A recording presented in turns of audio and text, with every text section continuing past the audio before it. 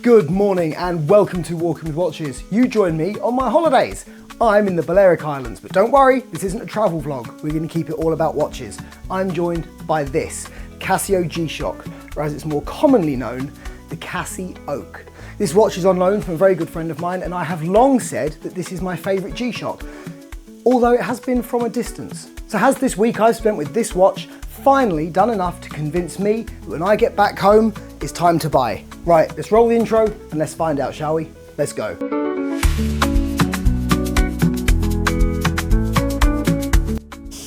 Right, first things first, I'm not a G-Shock expert. To be fair, I never pretended to be an expert. That's for those kind of angry, toxic watch bros to declare. So I'm going to keep it simple. I'm going to hit you with a few things I like and a few things I dislike. Stick around to the end because I'll do that at the end, because obviously, you know, it'll be on the dislike that makes you think if I can be trusted or not. So we'll go in that order. And I'm going to keep it brief because I am on holiday after all. So come on, let's crack on with it. Let's go downstairs. It's too hot up here.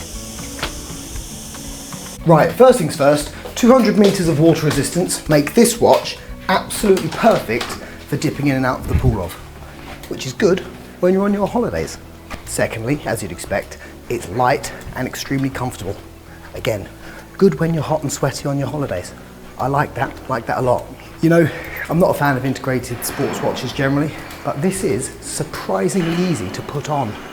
I'll show you that. Quartz accuracy, so easy peasy, fantastic. Can't mess with it. I know I'm a mechanical guy really, but the quartz accuracy, big fan of that. That's a keeper. Also, have to say, fantastic proportions all over the watch. Really like the layout, it's fantastic, except possibly for the screen. More on that in a minute. The dial also has some amazing depth and some amazing texture, which on such an affordable watch was a pleasant surprise. There's a lot going on there, it does keep the eye entertained. Also, this is quite a nice hotel, so there is quite a few Rolexes floating around the swimming pool. And I have to admit, I don't really care what other people think. I have had a few people checking this watch out, which was a pleasant surprise, given how much it cost, you know? Firstly, the buttons on the side of the case, they're annoyingly hard to press. Plus, the screen is small, which I actually think affects legibility, which when you're looking at the dial and trying to read the digital screen in particular, say for a stopwatch or any other kind of function, it makes it quite hard to read. That's a bit annoying, actually.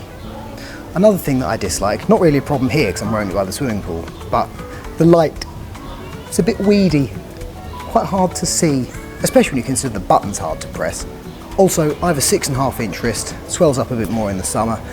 I think the G-Shock, they're supposed to be big, they're supposed to be easily legible, they're supposed to be bulky sort of watches, but for me, I think it might be just a little bit too large for a Digi, which is a shame, because I wanted so much this watch to fit perfectly.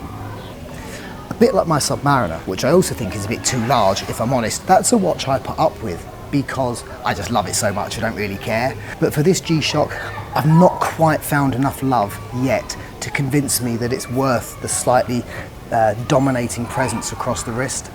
So what I would like, if you guys can help me out, hit me up with some recommendations below. The last G-Shock I had was one of the square rectangular cases. I can't remember what the reference was, you'll have to forgive me. It was a classic G-Shock though. I lost it when I was in my 20s. I was on holiday with the lads in Vegas and I got a bit drunk and lost it. So I've not had a G-Shock since, but this has done enough to convince me that I want to get another one. This may be a case of don't meet your heroes. I'm perfectly prepared to accept that that is true. That I still love it. Has it done enough to convince me to buy? I'm afraid not. Great watch, great proportions, probably perfect for you.